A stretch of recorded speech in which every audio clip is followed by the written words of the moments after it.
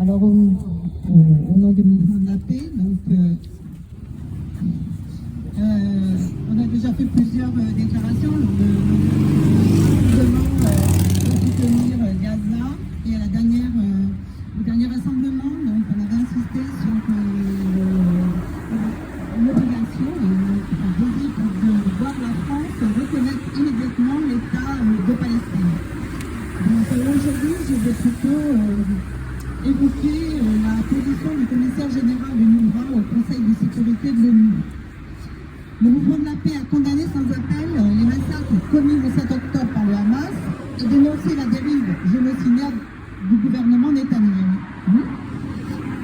Et donc le mouvement de la paix appelle le président de la République française à revenir immédiatement sur sa décision et à augmenter la participation de la France au financement de l'UNRWA au vu de l'ampleur sans cesse croissante de la catastrophe humanitaire à Gaza.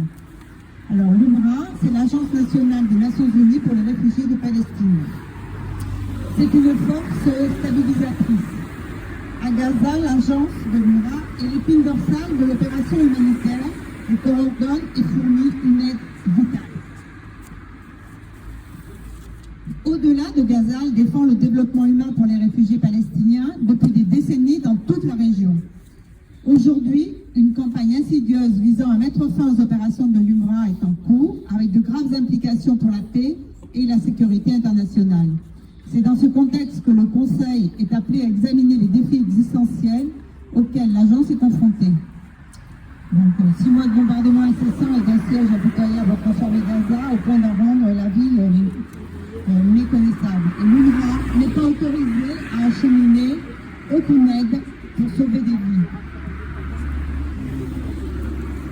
Une indignation nationale et internationale se produit en dépit des ordres successifs de la Cour internationale de justice d'augmenter le flux d'aide à Gaza, ce qui peut être fait s'il y a une volonté politique suffisante.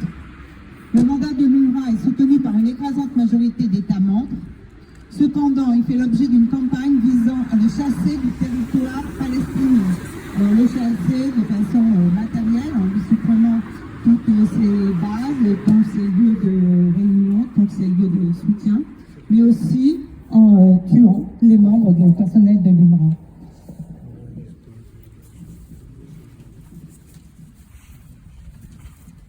Donc on exige une ouverture, il demande donc ce directeur, l'ouverture d'une enquête indépendante et l'obligation de rendre des comptes pour le mépris flagrant du statut protégé des travailleurs et des opérations et des installations humanitaires par le droit international.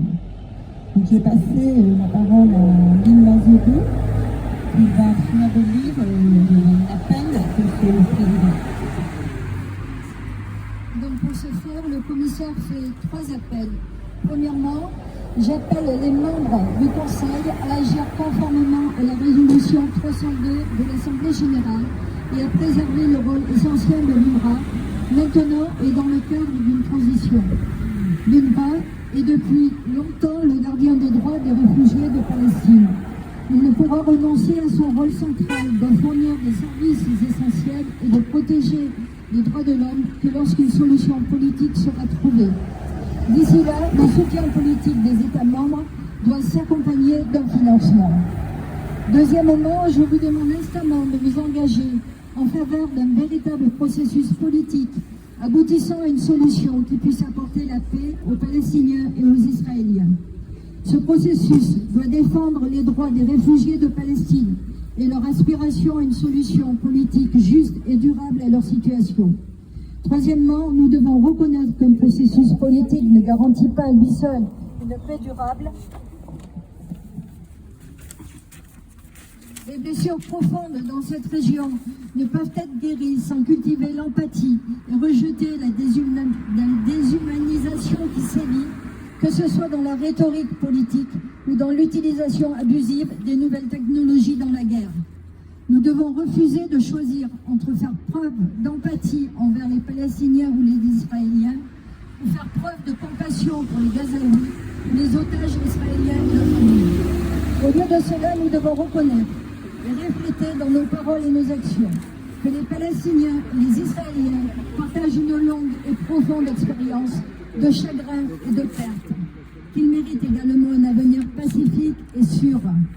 Je vous demande donc instamment de contribuer à la réalisation de cet avenir avec une action multilatérale fondée sur des principes et un engagement sincère en faveur de la paix.